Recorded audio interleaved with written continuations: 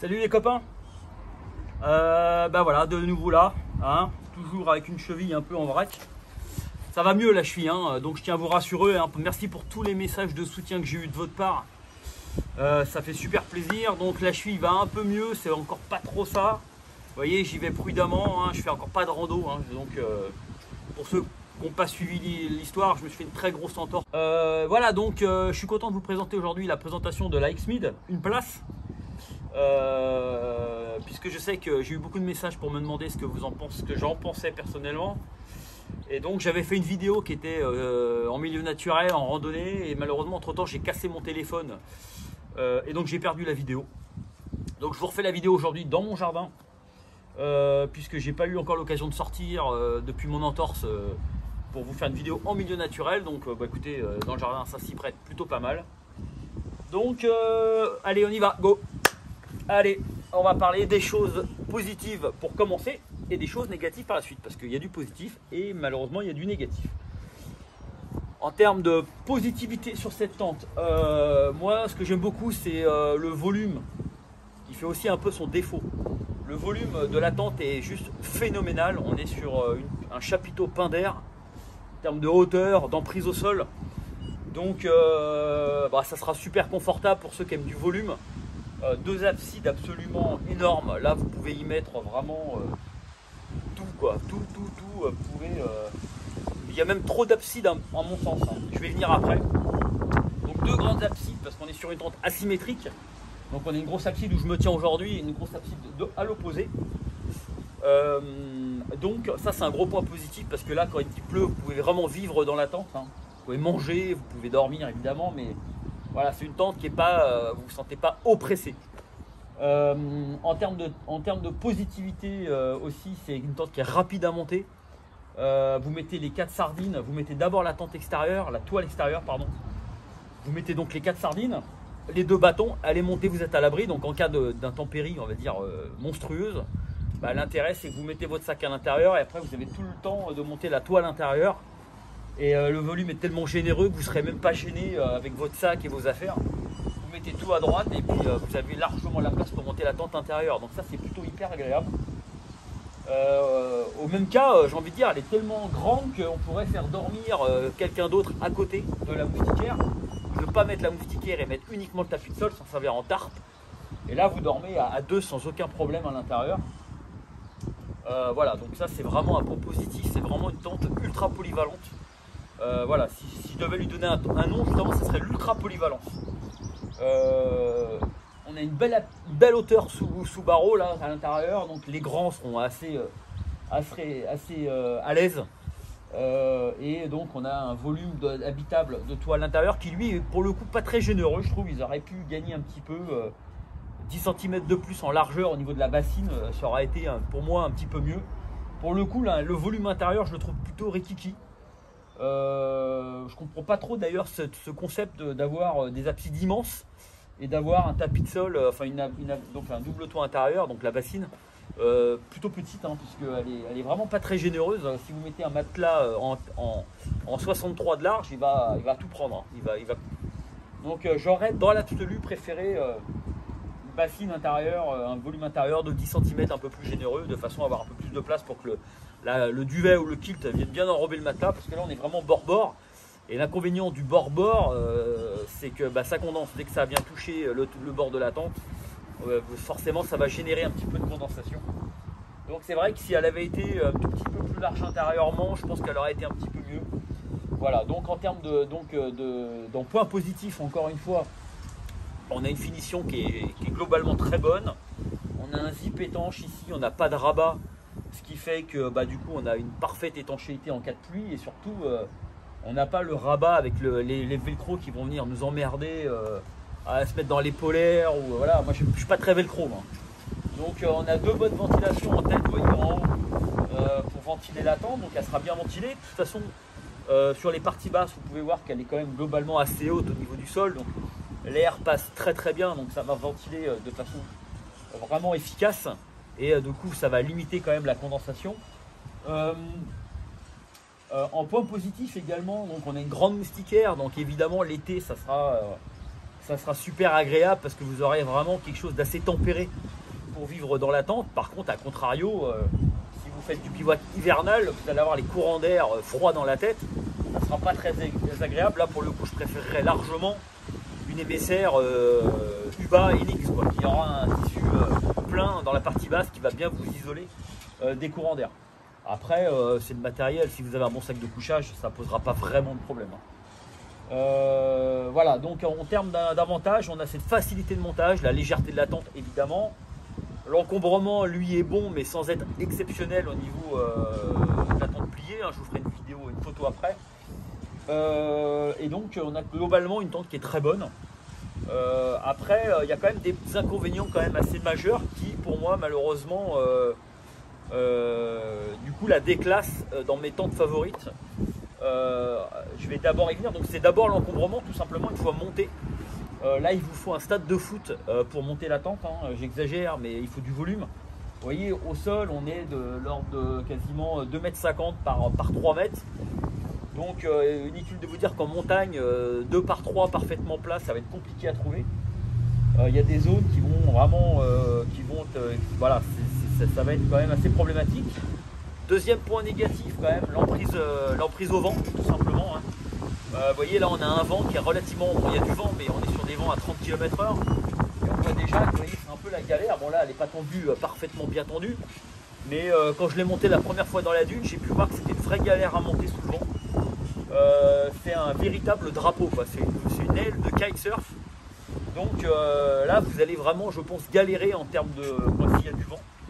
Et donc, c'est vraiment une tente qui n'est pas faite pour être plantée sur des sommets ou sur des crêtes ou des dunes en bord de mer où ça va être hyper exposé au vent. Je pense que là, pour le coup, ça va devenir une vraie galère, quoi. En termes aussi de couleur, le coloris vert, on va dire vert d'eau, j'appelle ça moi, ou vert Zipax, je dis, parce que souvent on les voit de cette couleur un peu là. Donc je pense qu'ils sont imprégnés un peu du vert Zipax. Il est hyper voyant, donc évidemment là je l'ai planté l'autre jour dans la dune. Je peux vous assurer qu'à 400 mètres de la dune, ça faisait une boule blanche vert clair. On ne pouvait pas louper la tente. Donc je trouve ça un peu dommage qu'elle soit pas dans un vert un peu plus camo, ou avoir le choix tout simplement entre deux couleurs.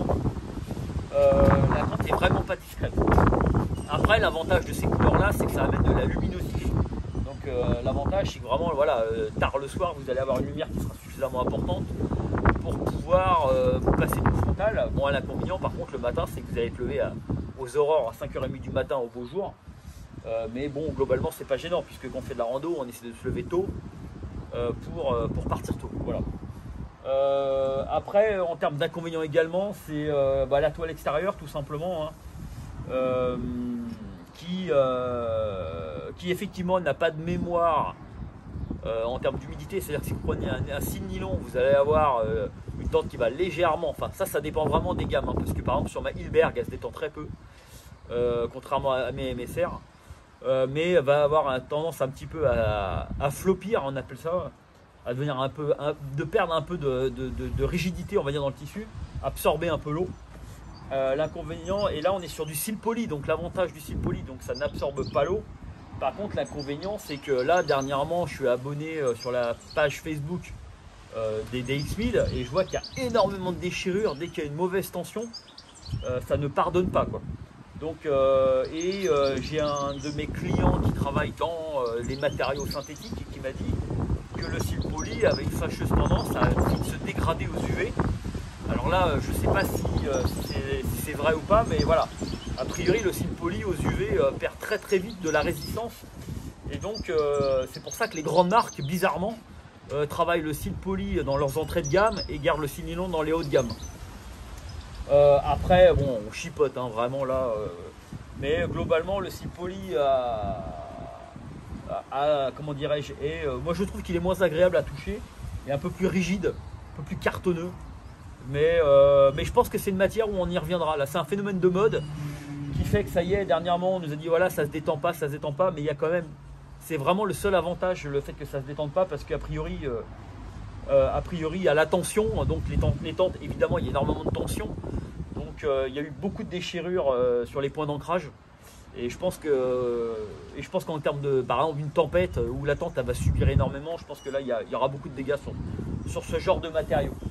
Voilà, donc moi je pense très honnêtement que c'est un phénomène de mode et puis que dans 3 ans on n'en parlera plus. Qu'on reviendra au nylon parce que nylon, voilà, il y a une résistance. Moi je me suis rapproché des marques pour poser plusieurs questions justement par rapport aux matériaux. Sil Poly aujourd'hui, il y a quand même pas mal de marques qui sont encore très très frileuses et qui m'ont voilà, qui m'ont vraiment apporté cette réponse à ma question, c'est-à-dire la résistance à la tension, et qui m'ont dit vraiment non, le Sil Poly c'est très mauvais.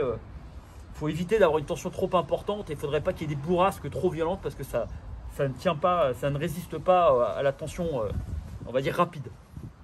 Voilà, donc sinon la tente en point positif, elle est bien équipée avec des sardines en titane. Donc rapport qualité-prix, là je vais être sincère, c'est imbattable. Je trouve que c'est globalement très bien équipé, c'est un bon produit.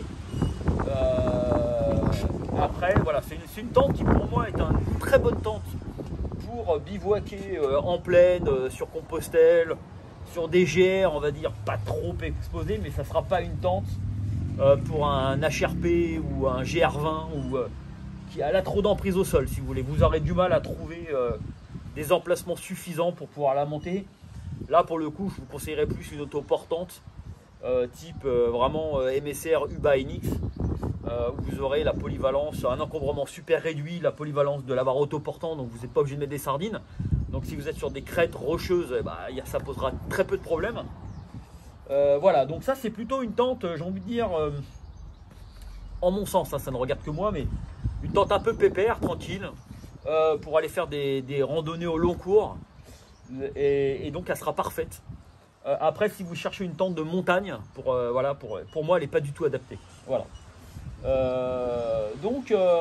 Voilà, ça c'est une tente, voilà, pour ceux qui regardent les 3 hikers, voilà, ça sera une tente qui sera pour moi parfaite, mais voilà, elle a ses limites quand même de par de son encombrement et ça manque de polyvalence par rapport au froid, quoi.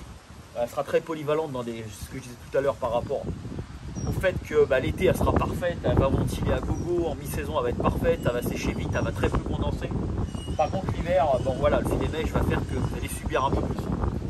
Voilà, donc globalement quand même une bonne tente. La qualité vraiment est bonne et donc je pense avoir fait le tour. En termes de poids et d'encombrement, on est dans la norme, on n'est ni bon ni mauvais. Tout ce qui est détails techniques, je vous invite à aller voir directement sur la page du fabricant.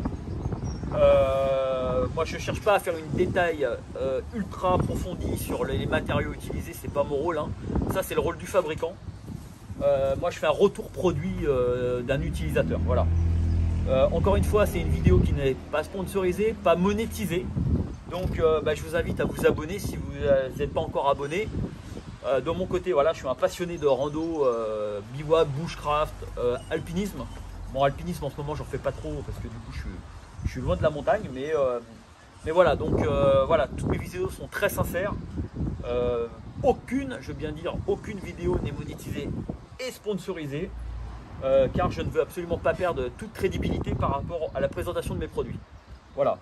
Donc là prochainement, les vidéos vont arriver, j'ai des nouveaux produits qui vont arriver, reproduits pour le coup mule, hein, ultra léger, hein, la période on va dire bushcraft.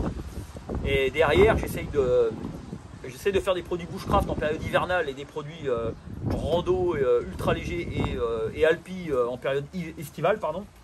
Et donc voilà, des beaux produits qui vont arriver, vous pouvez me faire confiance, produits sélectionnés, non sponsorisés.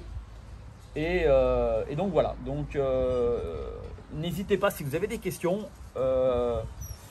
Et donc pour conclure cette vidéo où je commence à m'étaler un petit peu, est-ce que c'est ma tente préférée? Non, voilà, la chose est dite, c'est une bonne tente. Vous pouvez y aller les yeux fermés, mais il y a honnêtement pour moi encore beaucoup mieux. En termes de polyvalence, par exemple, je préfère largement ma MSR Carbon Reflex, que je trouve beaucoup plus compacte, beaucoup plus facile à monter, beaucoup plus, quoi, avec les mêmes avantages mais sans les inconvénients. Et donc voilà. Donc écoutez, sur ce, passez une bonne journée, prenez soin de vous et puis à très vite. Ciao les gars.